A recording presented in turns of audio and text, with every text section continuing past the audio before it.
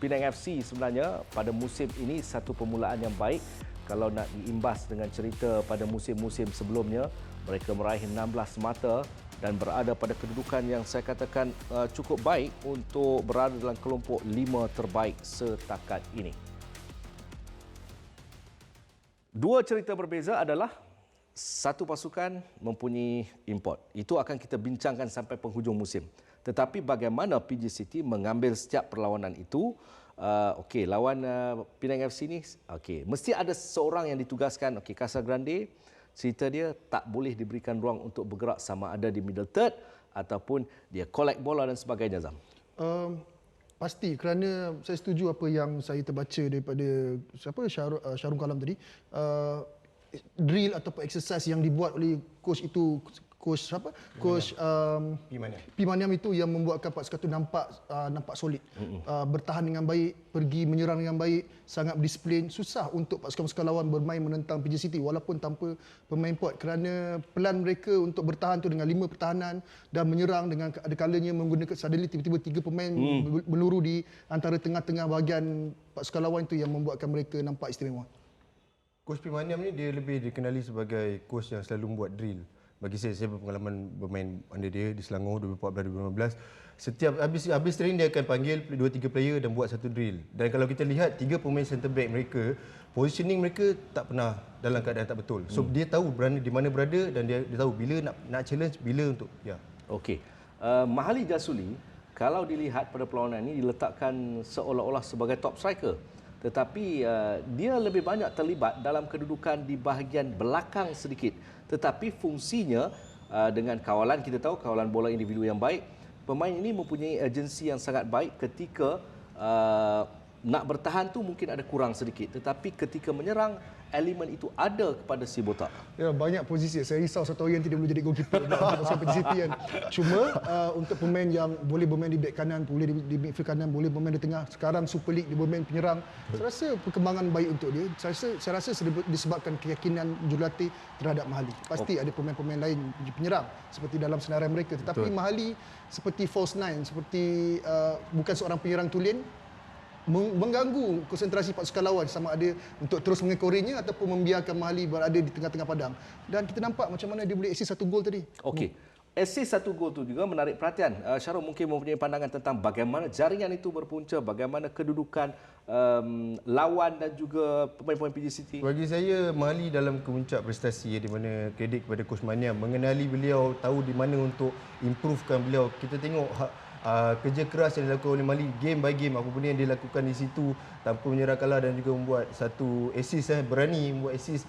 Dan kalau kita lihat pertukaran di mana sepatutnya kalau kita lihat on kata line up, P. Maniam boleh memasukkan Kogi tetapi dia masuk ke Ruben Teren. Maknanya beliau mengenali kemampuan pemain beliau. Okey. Penang FC pula, kebergantungan. Saya rasa sudah sampai masanya untuk pasukan Penang FC juga memikirkan.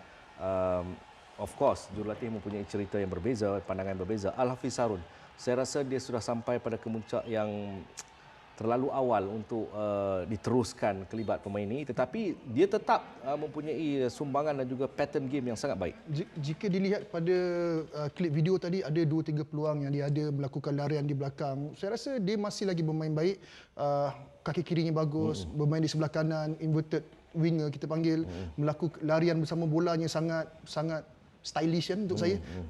Saya rasa dia boleh berkembang dengan baik. Dia beruntung kerana ada Casagrande bermain di bahagian hadapan, kerana crossesnya ataupun assist-assistnya bakal disambut oleh Casagrande yang akan nampak dia lebih efektif dalam perlawanan. Kena tambah sedikit bantuan kepada Al-Hafiz ketika dia bersama bola? Ya, kalau kita lihat kebanyakannya Al-Hafiz bergerak keseorangan di sebelah kiri dan kanan dan tanpa support. Mungkin apa yang saya rasa demand kepada Nick Dos Santos, beliau perlu lebih aktif di bahagian hadapan untuk support kiri dan kanan bagi saya. Okey. Itu cerita di Petaling Jaya dengan Thomas Suka sedang bersiap sedia untuk sesi sidang media. Jom terus ke MBPJ. I would not say hard luck. I would say that first half time we did not play well. We gave too much of space to PJ City, and we did one mistake. So this mistake cost us first half time. Then we were losing 1-0, so we tried to change something in the half time. We brought Sheridan as the second striker.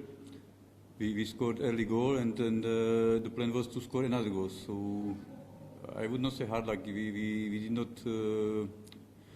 did not play well, and the decision making and execution in the last third was not good, because there were other good chances or half chances, especially from the right side. Sheridan maybe could score another 2 goals. So I would not say hard luck. I would say the lack of decision making and to be more hungry.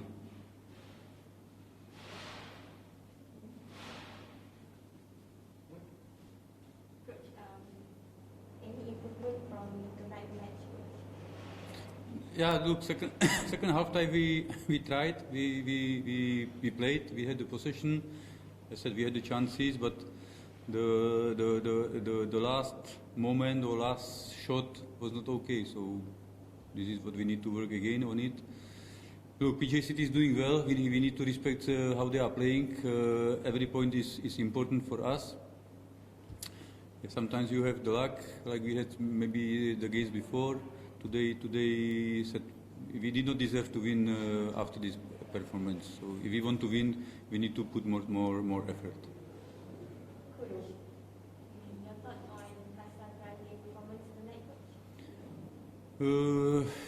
Look, I don't understand the point of the question. What do you want to answer? So he scored the goal, and the strikers and goal scorers are here about it. And he's an important player for us. He's winning the balls, he's holding the ball for us, he's creating chances for other players. So it's a very good player for us. You got 2 chances to be a second on the table. Yeah? So two match, just 2 points. Yeah, look, this situation will be another game again. So as we are aware of it, I said to players before the game that this game can be lifted up to give us maybe some safety pack of the points. So we are doing our life more difficult, but what can say UITM, what can say Pahang, and what can say even now Selangor and Perak and so on. So we have to appreciate where we are. We are the newcomers. I told you we have the new team, new coach. I'm learning about the teams here. So every point is important for us. Okey, gagal untuk terlebih dahulu mengawal permainan di babak pertama. Mungkin itu faktornya. Itu ketara seperti yang dikatakan oleh Thomas kerana eager nak mendapatkan gol pada separuh masa pertama tu ada sedikit peratusannya kurang. Setuju, Syarul? Saya setuju. Kalau dilihat pasukan PJ City lebih kompos pada first half dengan bermain hantaran-hantaran pendek dan juga membuat trupas-trupas kepada Mahali dan juga Ruben Trent. Itu yang membuatkan pasukan Penang agak struggle sikit dari first half bagi pendapat saya. Saya rasa ada masalah daripada segi memahami bagaimana untuk bermain dengan pasukan yang bermain dengan 5-4-1 secara bertahan, 3-4-3 secara menyerang. Saya rasa selepas paruh masa kedua mungkin ada pembetulan taktikal daripada coach Thomas Tuchel untuk pasukan Penang. Itu yang membuatkan mereka mendapat gol. Sebelum kita tengok grafik, saya tertarik. Datang dengan 5-4-1 ataupun bertahan dengan 5-4-1, maksud Zam? Saya rasa PJ City mereka bermain 3 pertahanan dan mereka setiap kali bertahan mereka ada 5 pemain pertahanan dan juga 4 pemain tengah. Dan jika pasukan Penang meletakkan pemain kita kata sayap mereka di luar pemain 5, hanya ada tinggal seorang saja Casagrande menandingi untuk 3 pertahanan pasukan PJ City dan itu agak sukar. Betul, kita boleh lihat di mana apabila Casagrande dapat bola untuk hold the ball dan passing tak lambat player untuk datang support dia, di mana Al-Hafiz berada jauh dan Eric Santos pun lambat untuk datang ke hadapan. Itu membuatkan Casagrande nampak keseorangan dia bagi hadapan. Casagrande konsep bermain untuk pasukan PJ City ini ialah mengepung Casagrande itu. Dan setiap kali Casagrande mendapat bola, pemain-pemain paling berdekatan mungkin 15 meter, 20 meter, so itu agak jauh untuk Casagrande. Okey.